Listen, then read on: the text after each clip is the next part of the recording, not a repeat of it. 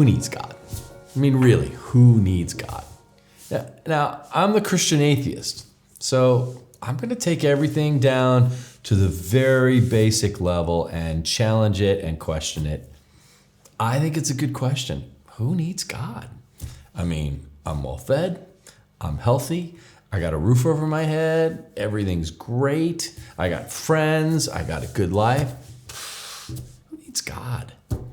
Humans have this problem, and it's consistent among everybody that lives today and everybody who's ever lived. It's this pesky little problem called death. You know, it's the one thing you got to do in life. Yeah, the one thing you got to do is die. You know, they used to say the two things you got to do is death and taxes. I think a lot of people don't pay taxes. No, the one thing you got to do in life is die. That's a problem. Now, I know a lot of people try to make it sound all sweet. It's just a passage. You're going to a better place. Well, guess what? It doesn't feel that way for all the people at the funeral.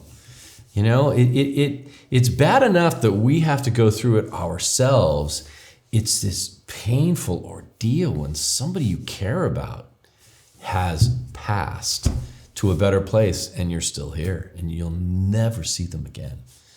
And hopefully, whoever's watching, hopefully you've never had that experience, but it is very definite, very finite, and it really takes you down to a base level in life where you kind of go, wow, what really is life all about? And some people believe in things like reincarnation. So they say, you know, yeah, there's death, but you know, you get a redo. And who doesn't want a redo? You know, we all can look at our lives, no matter where we are in life, and we kind of go, I wish I had a redo on that one. Yeah, I wish I could do that over. And the older you get, the more of those events you kind of go, yeah, I wish I could have done that again. And so I get the appeal of reincarnation. I mean, it sounds pretty good to get a redo. That's not actually what the theory really says. And the worst part for me of reincarnation is there's actually zero forgiveness in reincarnation. I mean, you will pay for everything you've done wrong in another life, at another time. And by the way, you won't even know what you're paying for when you suffer in this life. You'll have no idea what you did in the past life. I mean, to me, it's like, whoa, I know you're trying to make death sound nice and sweet, but that sounds like a million times worse to me. Now, I know I've talked about this before, and I've got a blog post on this, so if you're interested in more, you can hit the bio down there and look for the blog post. But, you know, I have a trauma story. I got tragedy and trauma in my life. And so in looking at that trauma and tragedy and thinking about reincarnation, it's like, well, what a horrible thing that I do in some past life. I have no idea what I did wrong. I don't know what I can do about it now, but boy, I am gonna suffer, and that's what my suffering was all about, something I did wrong. It's like, you know, when I faced that at the time I was going through my trauma, it's like, yeah, you can't tell me that. Suddenly the little glow of reincarnation just kind of evaporated. I don't want the redo. I want forgiveness. And some people say, you know, it's a circle of life. Say, great, sounds good. What, my death is a circle of life?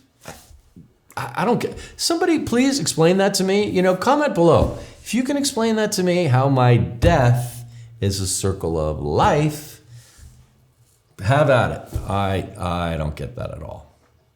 Then there's the atheist view. They believe that when your body dies, you just cease to exist, that this consciousness, this life force in you is just a phenomenon. Which, by the way, every time you hear the word phenomenon from a scientist or an atheist, what that means is, I have no idea. They don't know what the heck they're talking about. It sounds so sciencey. So it's a phenomenon. Oh, it's a phenomenon. No, it's not an unknown. No, it's a phenomenon. Wow. Okay, that means I have no clue.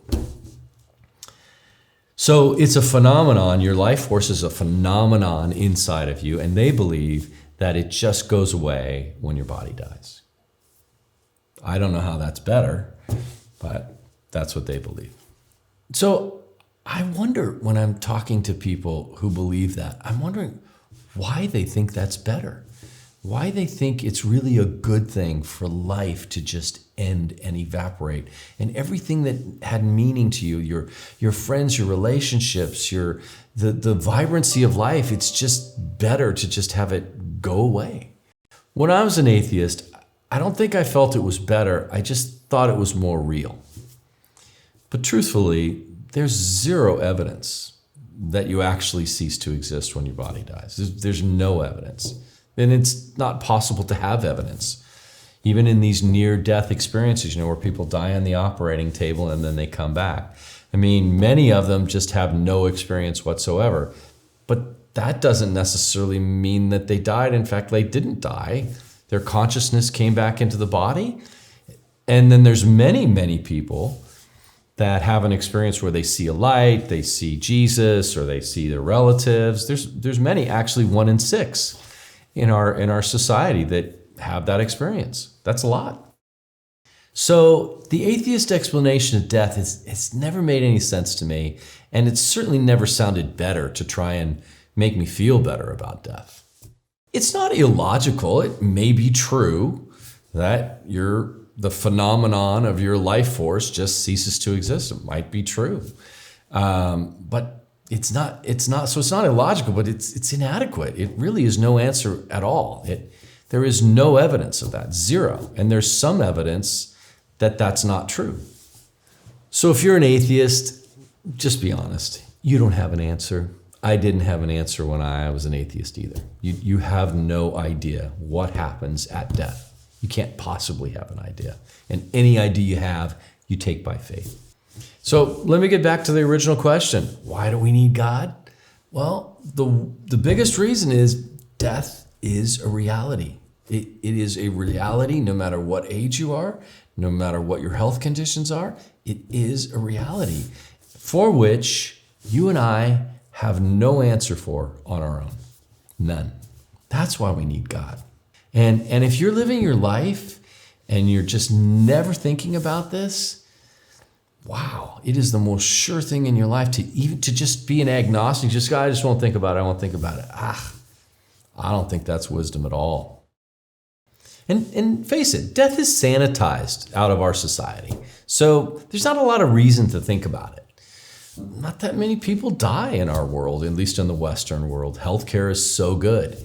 And, older people die, but people of any kind of health or any kind of youth, they don't even think about it because nobody dies in their era. That wasn't true 150 years ago, back to thousands of years ago.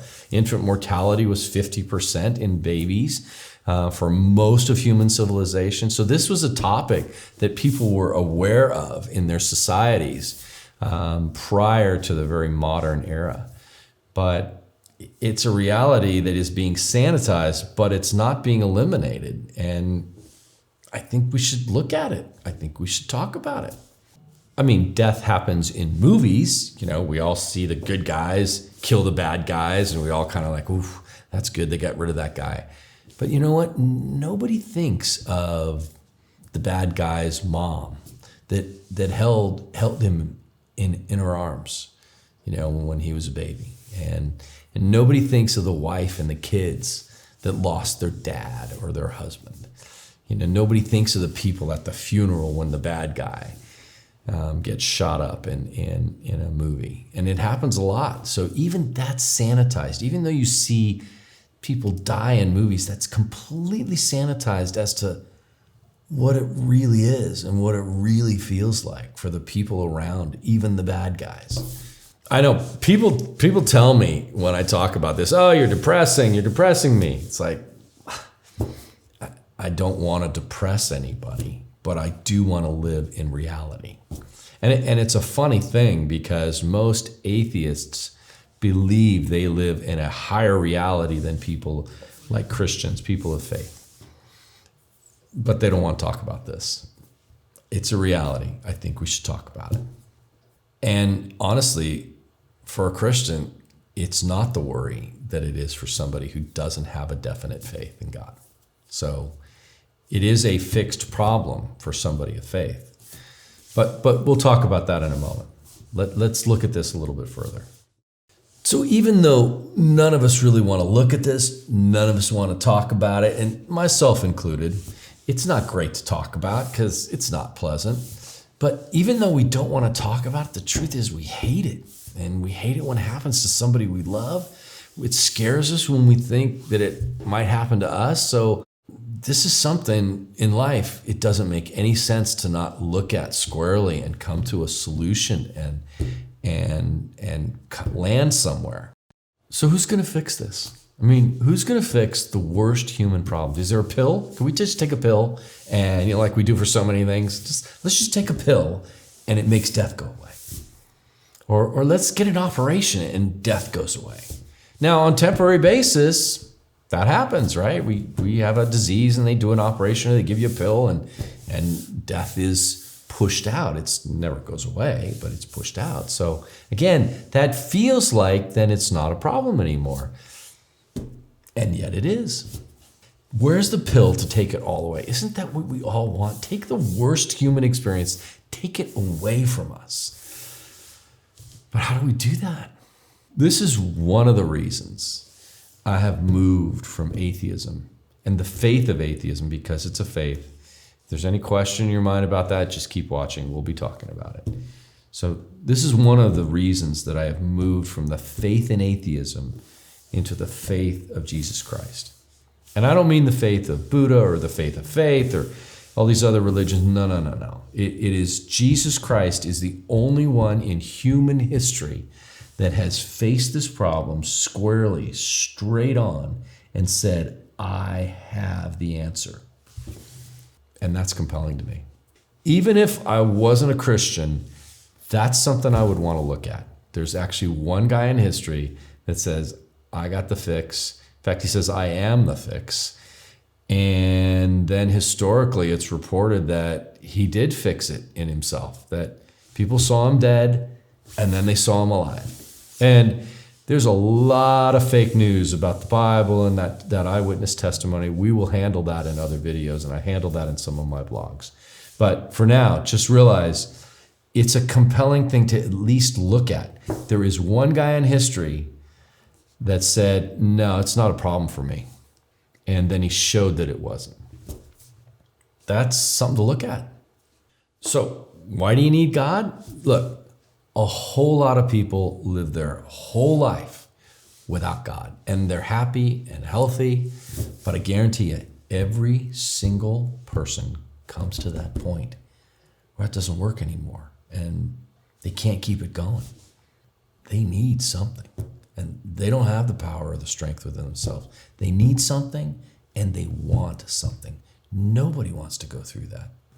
And don't let anybody sanitize this for you. At that point in time, at the point of death, nobody says, oh, I got this. Nobody says that because they know. They don't. What are you going to do? What are you going to do at that point? What do you have? This is something you got to think about. Okay, so that's it for today. I'm Todd Connor, Christian atheist. Remember my challenge. My challenge is, if you can prove me wrong, I'm going to convert back. So go ahead, make comments. Let me know what you think.